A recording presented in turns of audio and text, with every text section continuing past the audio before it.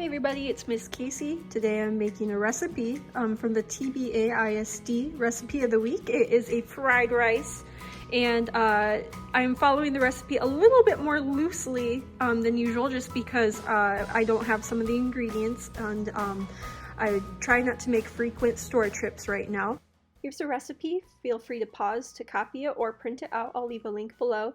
The only thing I did not have was the canned tomatoes, so I left those out today. And one important reminder is to make sure you wash all of your vegetables before you use them.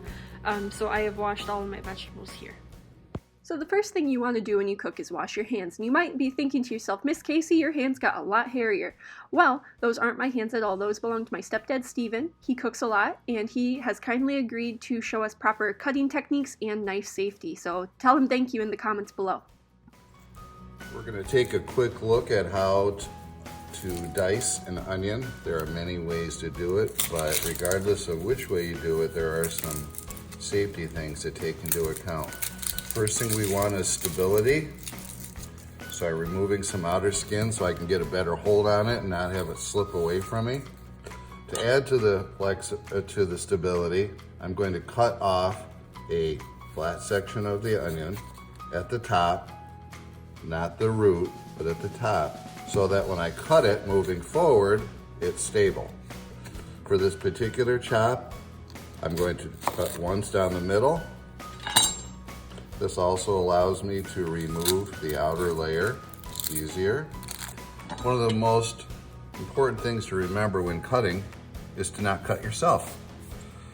I suggest you do that by keeping your fingers away from the blade. One way to do that, I think it's natural for somebody who hasn't cut, is to simply hold on to something like we are all comfortable holding, like this.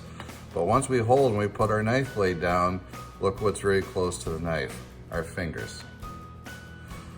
How I deal with that is by using a claw technique, which gets my fingertips away from the cutting area. And the side benefit is I can use my finger to help guide the knife. So, if this is going to be a dice, a nice easy way to do that is to make your first incisions not all the way through to the root, but stopping just short of the root. This will help hold the onion together as we begin to chop. Now that we have all of the cuts through this way, we will go at this angle using our claw technique. We can easily dice this onion. So now that we've seen how to properly hold something while you cut to protect your fingers, and we've seen how we can dice an onion, let's take a quick look at how Steven cuts up this bell pepper. So you can see he removed the top and the bottom and made a slit in the side to roll out the middle of it, so he can just cut all the way down nice even strips. And then you'll see he takes the bottom and the top, he removes the stem, and he just slices those into strips too. Look how he's using the bear claw grip to protect his fingers the whole time. Now, as you can see with the mushrooms, he removes the stems first to give himself a more stable surface so they don't roll away from him when he cuts them. And he takes the stems, cuts those in half, and then he takes the caps and just slices them using the bear claw grip the whole time. He wanted to note that mushrooms are very delicate, and so it's good to work with a sharp knife when you cut mushrooms so you don't accidentally smush them. You want the sharpness of the blade to do the work.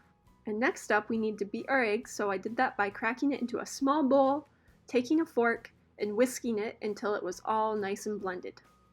And finally, the last thing I did before cooking was I pre-measured all of the spices and seasonings I was going to add. This really helps me out when I cook because it makes it more streamlined, and I don't need to take my attention away from the hot stove to measure something. I can just throw it in and have it be ready to go. Alright, so here we are, ready to cook. I found that when making fried rice, it's best to let your pan heat up first on the stove so I get it nice and hot before I add my ingredients. The first thing I'm going to add is our oil. And already you can hear it starting to sizzle and crack away. And again, we're over medium heat here. And next up, I'm going to start adding my veggies. I'm going to add some of our onions. Ooh, listen to that. I'm going to add some of our peppers. I'm going to add some of our mushrooms. And I'm going to add some of our spinach. stir it up until the vegetables start to get a little bit tender.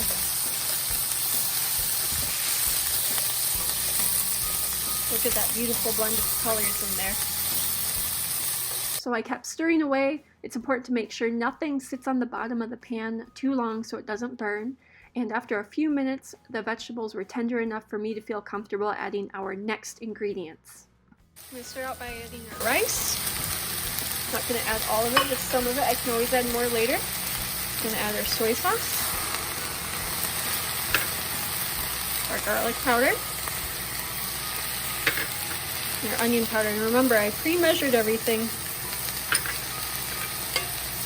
so I was ready to go when the time was right. And now I'm going to continue to mix.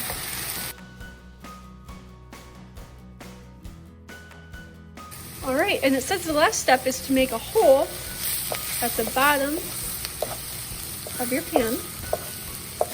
So I'm going to do that.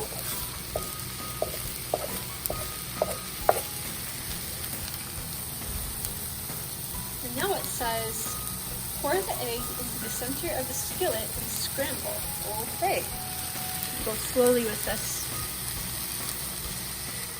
So I didn't do the egg all at once, I did it in waves. That's because I don't like my egg when it's uncooked to mix with my rice. I want it scrambled before I mix it with the rice. Otherwise I find the rice gets this unpleasant chewy texture.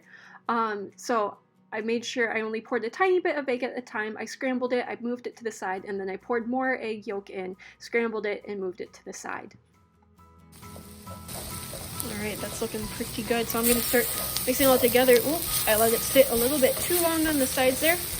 It got a little bit of browning, but it's not burnt. In fact, it's good to get little char going. That adds to the flavor a lot. Alright, and I think we're just about done. Alright, here it is, the fried rice. I think it looks pretty good. Can't wait to give it a little nibble. Alright, so I'm going to take my first bite here. Cheers.